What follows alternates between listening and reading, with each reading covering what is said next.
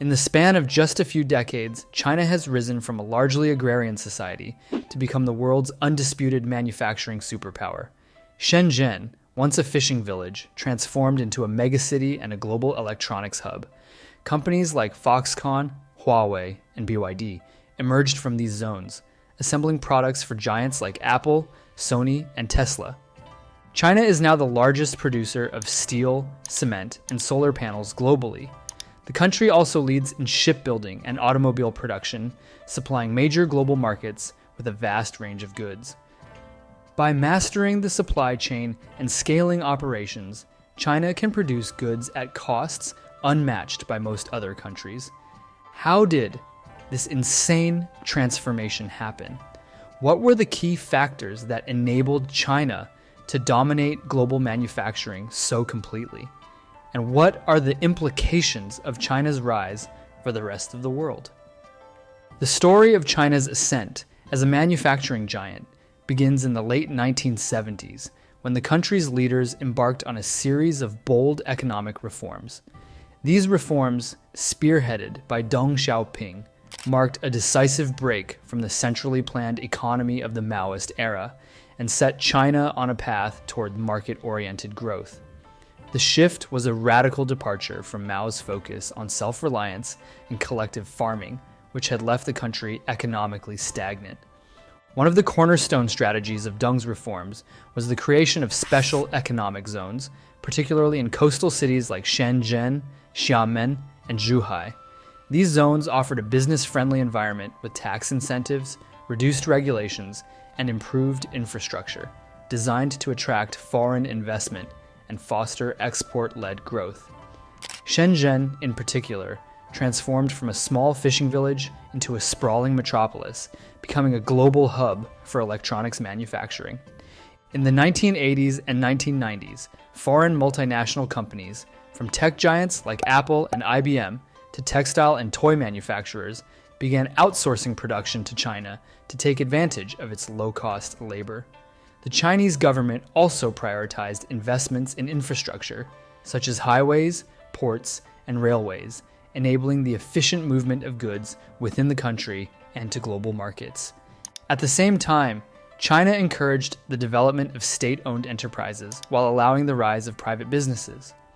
As foreign technology and expertise flowed into the country, Chinese companies began to rapidly upgrade their capabilities.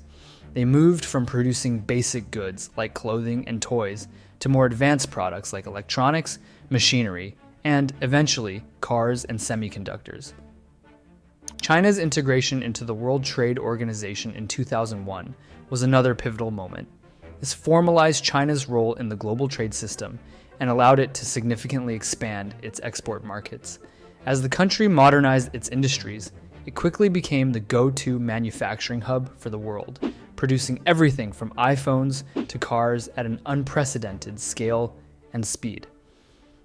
One of the key advantages that China brought to the table was its vast population and abundant low-cost labor. With over 1 billion people, China had an almost inexhaustible supply of workers, many of whom migrated from rural areas to cities in search of better opportunities. These workers were willing to accept low wages and work long hours, often under challenging conditions. For multinational corporations seeking to reduce production costs, this cheap labor pool was highly attractive, allowing them to significantly lower their expenses while boosting profits. As the Chinese government prioritized industrialization, more and more foreign companies such as Nike, Walmart, and General Motors established manufacturing plants in China. The combination of low labor costs and improved infrastructure, such as highways, ports, and power grids, made China a prime destination for outsourcing production. Entire industries shifted their supply chains to China, from textiles and consumer electronics to machinery and automotive parts. In many cases, China didn't just serve as the assembly line of the world. It became the full supply chain, producing raw materials, components, and final goods, all within its borders. This further solidified the country's role as the global manufacturing hub, as companies could not only benefit from low wages, but also tap into China's vast network of suppliers and manufacturers. But cheap labor alone doesn't fully explain China's manufacturing miracle. Equally important were the massive investments that the Chinese government made in infrastructure and technology. From the construction of sprawling industrial parks and transportation networks to the adoption of advanced manufacturing processes and equipment, China's leaders spared no expense in building up the country's industrial base. These investments not only made China an attractive location for foreign companies, but also laid the foundation for the growth of homegrown Chinese manufacturers. Another critical factor in China's rise was the government's unwavering support for the manufacturing sector. Through a combination of subsidies, tax breaks, and other incentives, the Chinese government nurtured and protected its nascent industries, giving them a vital boost in their early stages of development. This state assistance, coupled with China's entry into the World Trade Organization in 2001, helped Chinese manufacturers gain a foothold in global markets and compete on a level playing field with established players. As China's manufacturing base grew and matured, it began to move up the value chain, transitioning from low-end, labor-intensive production to more sophisticated, high-tech manufacturing. Today, China is no longer just the world's workshop for cheap consumer goods. It has become a major producer of cutting-edge technologies like smartphones, electric vehicles, solar panels, and robotics. The country is now a global leader in sectors such as 5G telecommunications, with companies like Huawei pioneering advanced network technologies. Similarly, smartphone makers Xiaomi and Oppo have emerged as significant players in global markets, offering competitive alternatives to Western brands.